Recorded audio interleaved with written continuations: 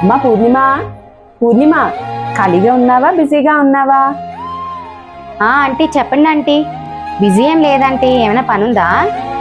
అమ్మా ఫోన్లో పిల్లలందరూ చూస్తారు కదా, ఇలా ఇలా అనుకుంటా చూస్తారు కదా, ఆ వీడియోలు తీయడం నీకు వచ్చా? వచ్చాంటీ. ఏమైనా రీల్స్ డబ్ స్మాష్లు చేస్తారా ఏంటి? వచ్చా, ముందురా ఒకసారి తీయ నువ్వు. సరే ఆంటీ, రెడీ, స్టార్ట్ చేయండి ఇంకా. హాయ్ నాన్న, ఎలా ఉన్నావు? నువ్వెప్పుడు చూసినా ఫోన్లోనే ఉంటున్నావు. రాత్రి ఏ టైంకి వచ్చావో తెలియదు. నీతో మాట్లాడదామన్నా నువ్వు ఫోన్లోనే ఉంటున్నావు. భోజనం చేసినప్పుడు ఫోనే, స్నానం చేసినప్పుడు ఫోనే, బయటికి వెళ్ళినప్పుడు ఫోనే. ఇంకా నీకు తల్లితో తండ్రితో మాట్లాడే టైం కూడా లేదు కదా నాన్న.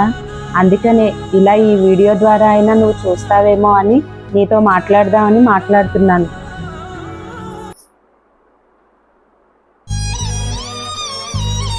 కొంచెం ఆ ఫోన్ పక్కన పెట్టి మా కష్టాలు కూడా నువ్వు అర్థం చేసుకోవాలి కదా నాన్న.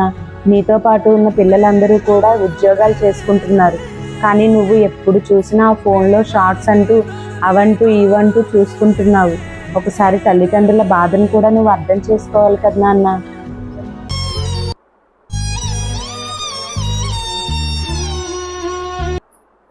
మీ అమ్మమ్మకి ఒంట్లో బాగాలేదు నాన్న, సాయంత్రం హాస్పిటల్లో జాయిన్ చేస్తున్నాము. అప్పటికైనా నువ్వు రానా కొంచెం ఈ వీడియో నీ వరకు వెళ్తే.